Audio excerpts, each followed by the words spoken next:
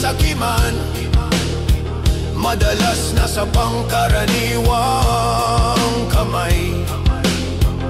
Sa simpleng pandaraya, sa tahimik na pagtiklop, dun unti-unting nabubuo ang bulok na lipunan. Sa bawat sige na lang, sa bawat ako muna, may bahagi tayong isinusuko sa ganit. At habang ang ilan ay nagnanakaw sa kaban, tayo na may ninanakawan ng sariling dangal. Hindi lahat ng korupsyon ay may posisyon. Minsan, ito'y nakatago sa loob ng konsensya.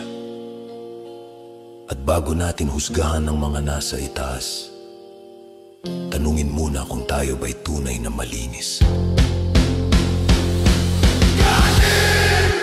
Ikaw ang ugat ng kasamaan sa puso ng tao, sa bawat tahanan.